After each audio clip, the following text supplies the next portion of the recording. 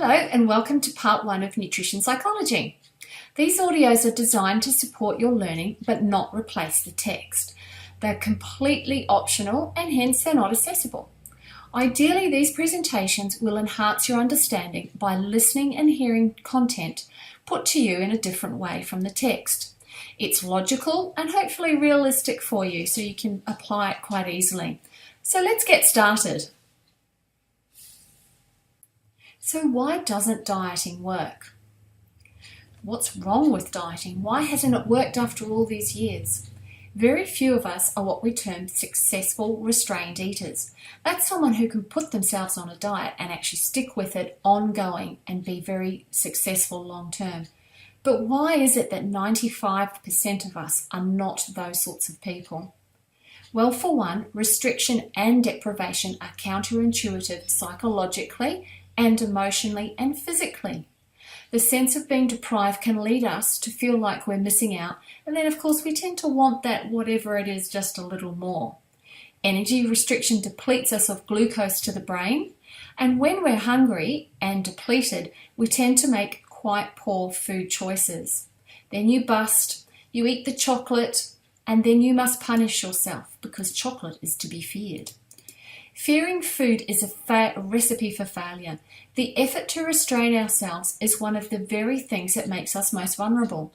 Let's face it, reducing that which we eat, that which nourishes us, to a set of numbers is rarely going to be something positive. Food isn't a set of numbers or points or percentages. In fact, we really aren't so great at assessing meals for calories, largely because we tend to eat by volume. We eat by what we look like needs to be eaten. Countries with the best longevity figures don't tend to count calories, they don't calculate percentages. Their populations actually tend to eat food without all of this information, and they eat it because it's enjoyable and it nourishes them, and they are able to make good choices. It's true that sometimes it's the simplest things that are actually the hardest for us to do, yet offer us the greatest gains. Let's have a look at deprivation. Who hasn't fallen prey to being told you can't have something and then suddenly you want that something just so much more? Deprivation should be avoided where a person is trying to improve their eating habits. Remember, we're trying to work from the positive, always placing food as a positive and trying to use positive activities and actions to change behaviour. When we cut back our diet by around about 20% or more, we begin to actually notice it. Up until then, it goes largely unnoticed. So we need to stay within this range and avoid going over. Cast your eye over to the image on the right-hand side. Check out and see which one of those two light green coloured plates you think holds the most amount of dark green food. Let's say it's spinach, for example. You might say the one on the right-hand side. In actual fact, those dark green circles are absolutely identical. But what we're doing is we are judging the size of that based on the size of the space around them. Where the food is on a large plate, it tends to look like there's a lot less to eat. And that's when we start to feel a bit deprived. So moving our plate size down to something smaller means we will tend to put less on there because we think we're actually eating more. So let's have a look now at restriction. So restricting our intake is actually counterintuitive to how our body functions. Not only does restricting your energy intake by sometimes just silly amounts mean that you're lacking fuel for the brain, which in turn means you make poor food choices, but the sheer effort that goes into sustaining that restriction actually depletes us cognitively, and we simply can't keep saying no. Energy restriction, that is intake of calories, depletes us of glucose to the brain, and when we're hungry we make poor food choices. How can we possibly make good decisions when we're not nourished, we're lacking in energy, and well, we just feel awful? Years of failed dieting for many of us translates into feelings of failure and poor body satisfaction. We simply don't like ourselves. We relate food more to about our body and what size jeans we can fit into than we do to our nourishment, which really doesn't make sense. Food shouldn't be something that we fear, that we count, that we hide from, we reduce or we punish ourselves with. That just doesn't make sense. And we can do better than this. We can enjoy food without guilt and without shame. We can eat without feeling stressed, and we can eat enough for our health. What we really want to do is reconnect to our food so that our lives are enhanced. And when that happens, our communities are healthier, and the really great thing is we get to spend more time and quality time with the people that we love. So let's now have a look at upsizing and its effect on our eating. Upsizing, we're all familiar with that term, largely in relation to fast food when people are trying to sell us some chips for just another dollar more. But what many of us don't realise is that almost everything to do with food has been upsized. Our plates, for example, are much larger than they used to be. And if you look on your screen, you'll see an example there. A standard plate in the 1970s was just 25 centimetres, which is now, the standard is now around about 30 centimetres. So they're growing, and of course, as we know from previous slides, the bigger the plate, the more we tend to put on there because we feel otherwise the food looks rather small and unimpressive. Why does the industry upsize us? Surely it must cost them more.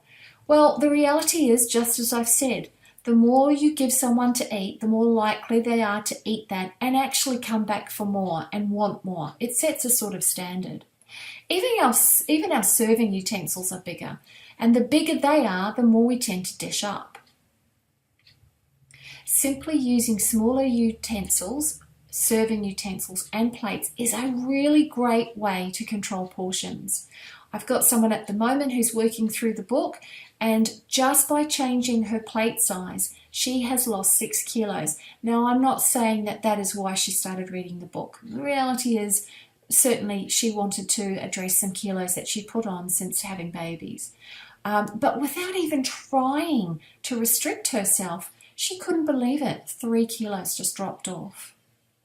Now, I want to draw your attention here to what we're focusing on. It's not necessarily the food. I'm not saying don't eat this or don't eat that, but what we're looking at are environmental cues that make us eat more.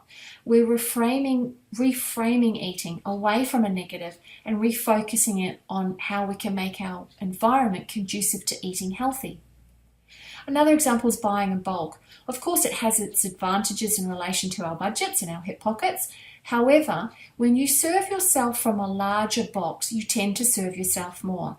If you were to take that large cereal box and break it down into smaller packages, you'll actually dish up more. And as we've already seen, when it's there begging to be eaten, we will generally oblige. Variety is another issue. When we're confronted with a whole range of foods, we tend to eat a little bit more because we want to try a little bit of everything. So buffets are a great example of how an environment like that can make it so difficult for us to make good choices and to stay within how much we really do need. So few of us really are attuned to our levels of hunger and satiety. The trick is to keep things simple. As much as this course and the textbook brings together so many cues and factors and triggers, it really is important to keep things simple and stay focused on the big picture. I always use the example, if you go and stand in front of a painting in your home or a picture or a photo, right up in front of it, millimeters from it, and look at it, you can't possibly know what that picture is about if you hadn't seen it beforehand. We need to step back, stop reducing our diet down to numbers of this and that, and look at what is on our plates. How much is there? How much colour is there? How much we actually need to eat in relation to how hungry we are, and so on. Moving forward with eating habits will only be achieved by reframing our eating in a positive light. And why not? After all, food is what gives us life. It just really makes sense. Okay, so let's have a look at some of the cues around us. I know you don't need convincing that dieting doesn't work. So, much like in counselling, if we can become aware of some of the unconscious factors that are ticking away in the background, making us do things or leading us to do things that we're not really fully aware of, if we can take control of some of those, bring them to our consciousness, we can amend them and make them work for us. So let's have a look at our tablescape. Just like our perception of food on various sized plates, the plates and platters and bowls on our table can affect our impression of what and how much to eat. Note the image on the screen. If the left and the right side were different tablescapes, which one would be most helpful in terms of your plate if it was in the middle?